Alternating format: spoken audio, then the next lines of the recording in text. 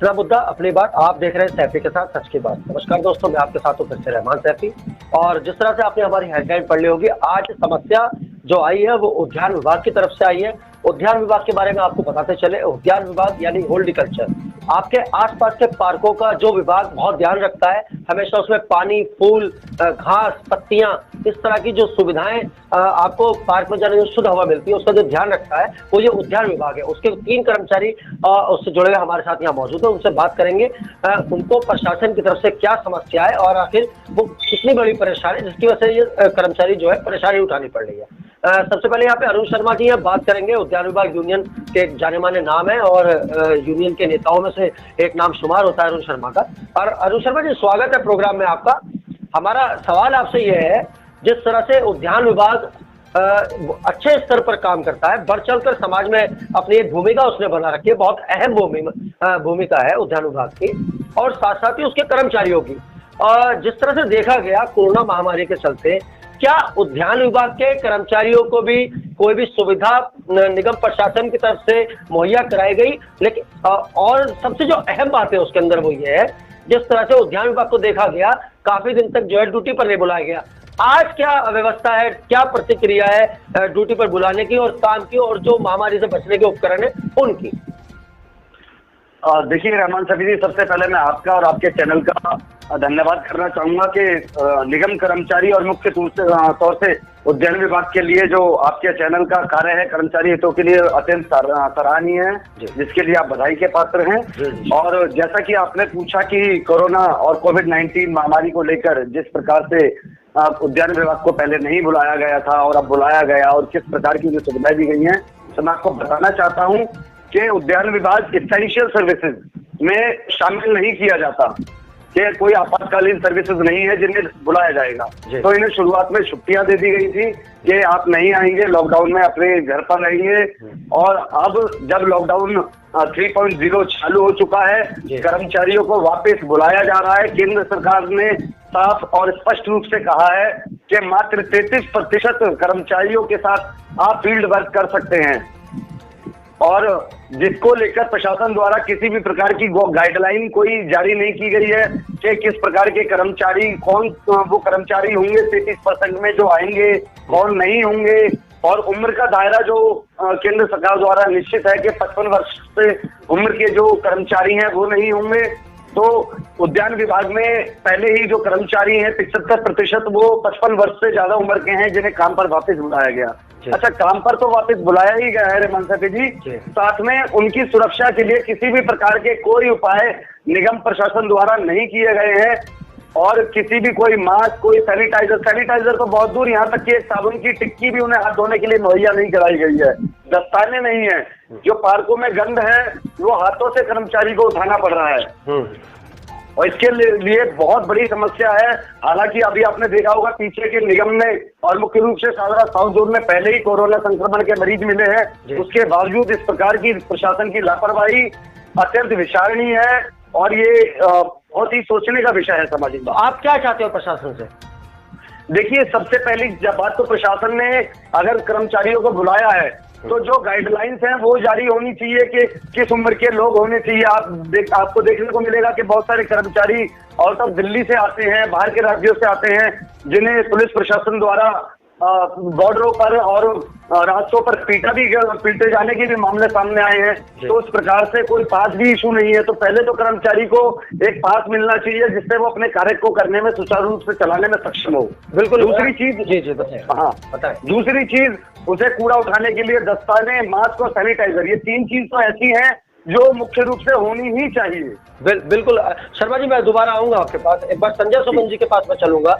संजय सुमन जी जो है एक वरिष्ठ व्यक्ति हैं उद्यान विभाग के, और वर्षों से जो है उद्यान विभाग की सेवा कर रहे हैं। सुमन जी, इतने सालों का तजुर्बा, आज क्या देखते हैं उद्यान विभाग में? किस तरह की पहले से ज्यादा पहले सुविधाएं थी या आज सुविधाएं, किस तरह की परेशानियां हैं वो?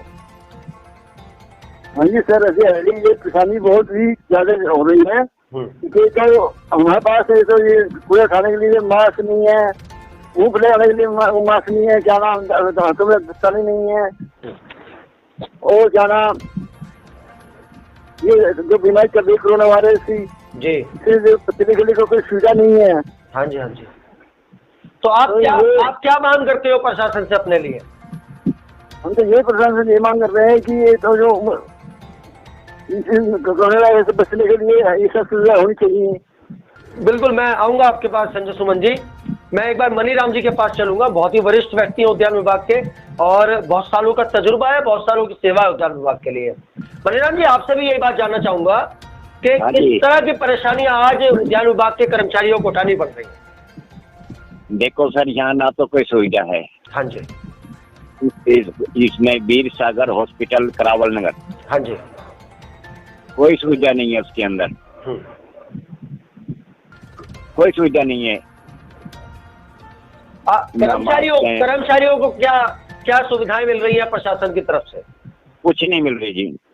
तो आज क्या मांग करते हो आप प्रशासन से? हमारी सुविधा के लिए मास्क, साबुन कुछ तो मिलना चाहिए, कुछ नहीं है। बिल्कुल। दोस्तों, यहाँ पर बताते हुए चलेंगे, मुकेश वैद्य जी मौजूद हैं, निगम कर्मचारी वर्ग के एक बहुत बड़े नामचीन व्यक्ति, जिन्हें शायद उनके किसी परिचय की जरूरत नहीं है आज।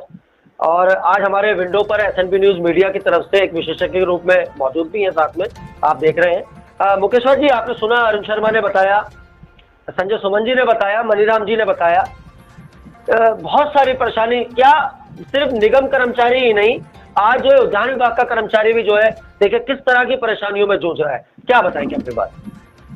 सबसे पहले पाया न्यूज का और सैफी साहब आपका धन्यवाद करता हूं, और जो हमारे आपके चैनल पर हमारे तीनों मित्र बैठे हुए हैं, मेरे साथी हैं, उनको नमस्कार करता हूं जी।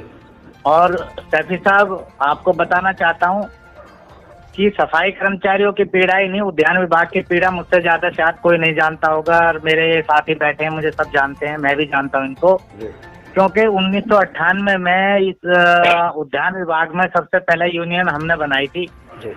और यहाँ पर सबसे बड़ी पीड़ा क्या है, वही कर्मचारियों का शोषण।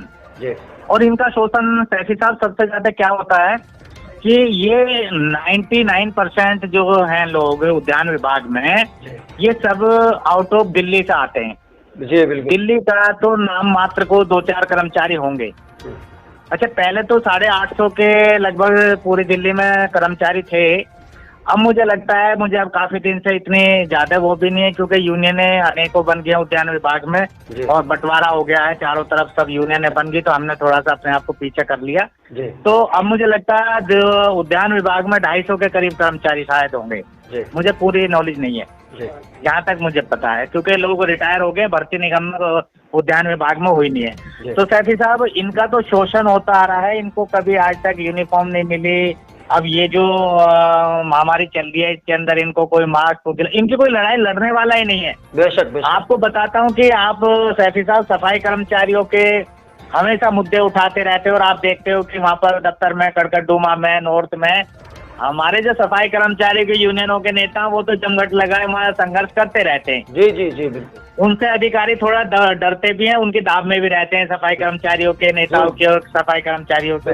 लेकिन उद्यान विभाग के जो कर्मचारी हैं, इनसे ना कोई डरता, ना इनके कोई दाव में आता, ना इनके नेताओं के कोई दाव में आता। होता क्या है कि इनमें तो एक छोटा सा नुक्ता अधिकारियों ने ढूंढा हुआ सैफी साहब। जी जी जी। अगर कोई भी नेता या कोई भी माली या कोई भी चौधरी अगर जरा सी कोई आवाज उठाता है, जैसे आज हमारे मित्र आपके चैनल पर बोल रहे हैं, तो मुझे लगता है कि अगर ये गाजियाबाद से या मेरठ से आते होंगे तो ये शादरे उतरते हैं। और अब जैसे इनकी शादरे में आसपास ज्वाला नगर, कस्तूरबा नगर, विवेक विहार आसपास ड्यूटी होती है ना, तो अब तो खैर 3 दिल्ली के बंटवारे हो गए। पहले तो ये होता था, इनको नरेला का अगले दिन ट्रांसफर हो जाते थे। जी जी जी। तो ये बहुत डरते हैं ये लोग लड़ाई अपनी नहीं लड़ पाते जिस तरह सफाई कर्मचारी लड़ते हैं। लेकिन इनकी समस्या कैसे खत्म होगी डॉक्टर साहब?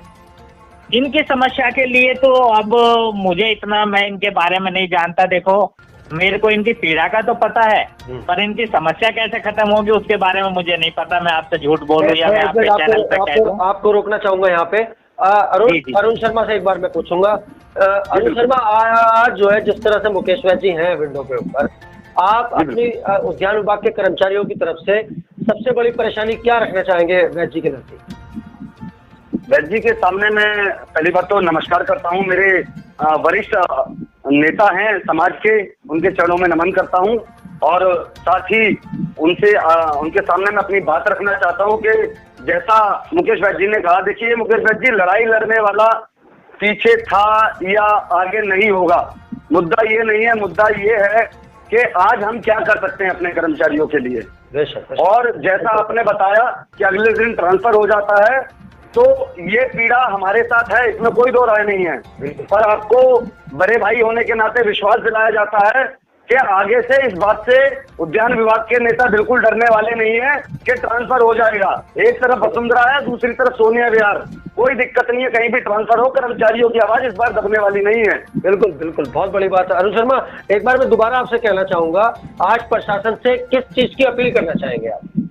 देखिए, मैं प्रशासन से दोबारा एक बार पुनः अनुरोध करना चाहूंगा, अपील करना चाहूंगा कि समय रहते जो भी सुरक्षा के उपकरण हैं, मास्क हैं, सैनिटाइजर हैं, दस्ताने हैं, उनको तत्काल प्रभाव से कर्मचारियों को दिया जाए ताकि कर्मचारियों की सुरक्षा को सुनिश्चित किया जाए।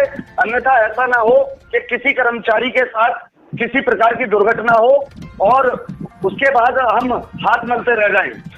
मुकेश जी, आपके पास आऊंगा दोबारा और आपसे आखिरी प्रोग्राम का आखिरी चरण है, आपसे मैं जानना चाहूंगा, आज उद्यान विभाग के कर्मचारियों को all municipal corporation staff union की तरफ से क्या तसल्ली और क्या उनको संतोष जाएगा? देखिए तैफी साहब, आपका धन्यवाद फिर दोबारा एक बार करते हुए, और आपके चैनल पर वायदा करता हूं कि जो हमारे तीनों, सुमन जी, अरुण जी और हमारे साथी बैठे हुए हैं, जहां भी मेरे साथ की तन मन धन की जहां भी जरूरत पड़ेगी, मैं बिल्कुल सदैव अपने साथियों के साथ खड़ा हुआ हूं, पहले भी और आज भी। और एक चीज मैं और बताना चाहता हूं कि आज ही हमने पूरी दिल्ली के लिए, सभी कर्मचारियों के लिए, आज हमारा एक इमरजेंसी हाई कोर्ट में एक केस लगा हुआ था, जिसमें अब 8 तारीख लगी है। उसमें हमने एमसीडी के जितने भी कर्मचारी, जितने भी डिपार्टमेंट्स हैं, उन सभी के लिए मास्क, ग्लव्स और इमरजेंसी में जो ये काम करने के औजार हैं और जो दिल्ली से बाहर से लोग नहीं आ रही, ये सारी समस्याएं हमने हाई कोर्ट में रखी हैं। और अब उसमें 8 तारीख लगी है। अब 8 तारीख को देखते हैं कि क्या ऑर्डर होते हैं और क्या फैसला होता। और जो हमारे अरुण शर्मा जी और हमारे सुमन जी और हमारे साथी बता रहे हैं, जहां भी ये जब भी 24 घंटे कहीं भी रात और दिन कहीं भी मुझे याद करेंगे और मेरे लायक जो भी काम होगा, वो सदैव इनके साथ हूँ और सदैव तत्पर रहूंगा सर। बहुत बढ़िया बात आपने बताई। और दोस्तों, ये वो पूरी जानकारी थी जिस तरह से निगम की समस्याएं आपने हमेशा उठाते हुए हमको देखा है। आज हमने उसी तरह से उद्यान विभाग की जांच पड़ताल की और वहाँ पे ये बहुत बड़ी बड़ी समस्याएं हमारे गुजरी, जिसकी वजह से आज हमें जो भी जानकारी थी आप तक हमने पहुंचाना बहुत अच्छा समझा कि निगम कर्मचारियों की जो समस्या है, बिल्कुल उससे भी शायद ज्यादा बदतर जो है ये उद्यान विभाग के कर्मचारियों की जो समस्या हमने आप तक पहुंचाई है। और इसी तरह से हम बार बार लगातार आपको निगम कर्मचारियों की समस्या और अब साथ ही उद्यान विभाग के बाकी जितने भी डिपार्टमेंट निगम के अंदर आते हैं, उन सबके कर्मचारियों की समस्या लगातार हम आपको पहुंचाते रहेंगे, दिखाते रहेंगे और आपकी राय उन पर लेते रहेंगे। तो दोस्तों, अगले मुद्दे के साथ, एक नई बात के साथ हम आपके सामने फिर आते रहेंगे। जय हिंद।